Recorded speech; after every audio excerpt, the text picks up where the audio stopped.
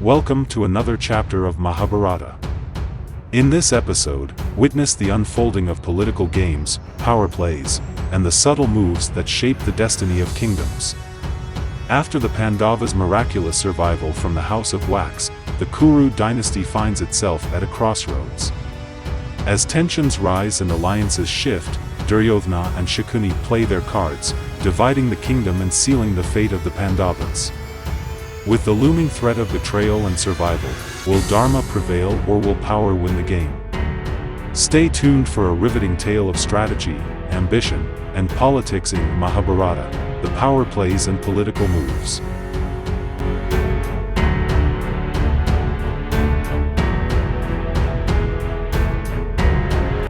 Step into a world of secrets, power, and epic battles. The Shadow Truth, a thrilling fictional fantasy, is now available on Amazon and Kindle. Unveil the hidden truths, witness the rise of kingdoms, and experience a tale that will leave you spellbound. Dive into the adventure today.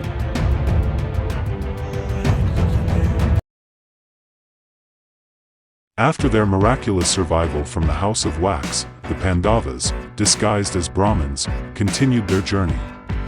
Meanwhile, back in Hastinapura, the news of their supposed demise reached the court. Duryodhana and Shakuni celebrated in secret, believing the Pandavas were no longer a threat.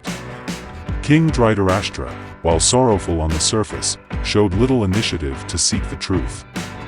The throne of Hastinapura seemed secure under Duryodhana's shadow. However, Vidura, the ever-loyal advisor and uncle to the Pandavas, was not convinced. His heart held hope that the sons of Pandu were alive. In secret, he dispatched spies to track any signs of their survival. His loyalty to justice and dharma made him an eternal thorn in Shakuni's plans. Suddenly, word spread that the Pandavas were alive. This revelation shook the Kuru court. The elders, Bhima, Drona, and Kripakarya, rejoiced, while Duryodhana and his allies were visibly enraged. Dhritarashtra, caught between his duties as a king and his love for his ambitious son, hesitated to act. In a private meeting with his ministers, he declared, "The Pandavas have a right to this throne. To ignore this will bring dishonor to our name." But Shakuni, ever the master manipulator, intervened. "My king, while your intentions are noble, do not forget that giving them power means weakening your own son's position. You must divide the kingdom to keep peace and avoid conflict. Let the Pandavas rule some barren land far away, and keep Hastinapura whole under your son's reign." Reluctantly, Dhritarashtra agreed. This decision was cloaked as an act of fairness, but everyone knew it was a political move to weaken the Pandavas. At the court assembly, Dhritarashtra announced his verdict: "For the sake of unity, I grant the Pandavas the land of Indraprastha. Let them govern it as their own kingdom." The court was divided. Bhima and Vidura protested, pointing out that Indraprastha was a desolate wasteland, unfit for any kingdom. Bhima warned, "This decision is unjust. Mark my words, this division will sow seeds of enmity that will one day destroy this dynasty." But Duryodhana smiled, knowing that his plan had worked. He whispered to Shakuni, "They will be buried under the weight of their misfortune. That barren land will break their spirits." When the Pandavas learned of this decision, they were furious and heartbroken. Arjuna clenched his fists, anger burning in his eyes. "They have given us nothing but dust and despair," he said. Bhima growled, "If they think we will accept this humiliation silently, they are wrong." But Yudhishthira, ever calm and wise, intervened. "Brothers, this is not the time for war. Dharma demands that we accept what is given to us, no matter how unjust. We will turn this wasteland into a kingdom that even Hastinapura will envy." Their journey to Indraprastha was filled with silence and sorrow. As they reached the barren land, Draupadi stood at the center, her eyes scanning the lifeless terrain. "Is this what they think we deserve?" she whispered. Her words carried pain and anger, but also a determination that mirrored her husband's. The emotional weight of the Pandavas' exile was only matched by their resilience.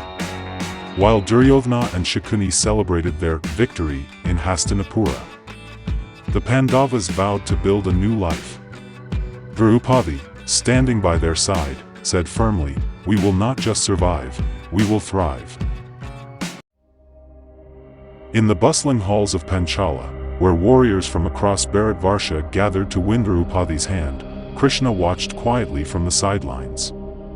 Though a guest at the swayamvar, his piercing gaze focused on a group of Brahmins who seemed out of place among the kings. The humility and poise of these disguised Pandavas intrigued him, particularly Arjuna. When mighty warriors failed to lift the bow or aim the arrow, murmurs of disbelief filled the hall. Suddenly, Arjuna, disguised as a simple Brahmin, stepped forward.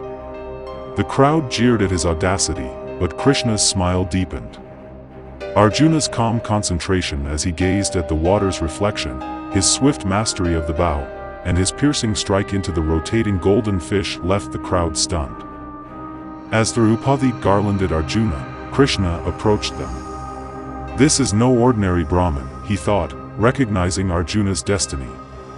Their brief but profound interaction laid the foundation for a divine partnership. Krishna silently vowed to guide the Pandavas, for he saw in them the torchbearers of dharma. When the Pandavas arrived in Indraprastha, the desolate land drained their spirits. The ground was cracked, barren, and lifeless, and the horizon offered no hope. Arjuna looked at his brothers and said, "This is what we get for being righteous?" A wasteland, but before despair could take hold, Krishna stepped forward. His serene smile cut through their worries like sunlight breaking a storm. "Do not lose heart, my friends," he said, his voice calm yet powerful. "A true king builds his legacy not from what is given, but from what he creates. This barren land is a canvas waiting for greatness." With Krishna's guidance, the Pandavas turned to Maya, the divine architect, who agreed to build a city that would rival even the heavens. Brick by brick, miracle by miracle, Indraprastha transformed. Majestic palaces arose from the dust, sparkling with jewels and gold. Rivers flowed through lush gardens filled with rare and magical plants. The land bloomed with new life, and the city was named Indraprastha, a kingdom of prosperity and beauty. As the Pandavas stood in awe of their new city, Krishna's expression turned serious. He gathered them in the royal court and said, "This is a kingdom worthy of your name, but with greatness comes envy. Remember this, your enemies will not rest. Your cousin Duryodhana's jealousy will grow like wildfire. He will scheme against you, and his ambition will know no bounds. Be vigilant. Your greatest battles are yet to come." Krishna's words struck a chord with Yudhishthira. "But we only want peace," the eldest Pandava said. Krishna replied, "Peace is a noble goal, but not everyone shares your vision. Prepare yourselves, for righteousness always faces trials." And Krishna's warning was not in vain. Shortly after, Duryodhana visited Indraprastha. Though he smiled on the surface, his heart burned with jealousy. When he saw the palace's magical illusions, he was humiliated in front of everyone. He tripped on a crystal floor, mistaking it for water. Moments later, he fell into a hidden pool, soaking his royal robes. Draupadi's comment, "A blind man's son walks blind," echoed through the hall, and laughter erupted. Duryodhana's humiliation turned into a deep grudge. When he returned to Hastinapura, he seethed with anger. "The Pandavas have taken everything," he yelled at Shakuni. "They humiliated me, and I will not forgive them." It was then that Shakuni, the master of deception, laid out his sinister plan. "Nephew, patience. We cannot defeat them in war, but we can destroy them without lifting a weapon. Yudhishthira has a weakness, his love for gambling. Let us invite him to a dice game. With my enchanted dice, I will ensure that he loses everything." And thus, Krishna's warning began to take shape. The Pandavas had built a grand kingdom, but their future was already shadowed by Duryodhana's jealousy and Shakuni's cunning.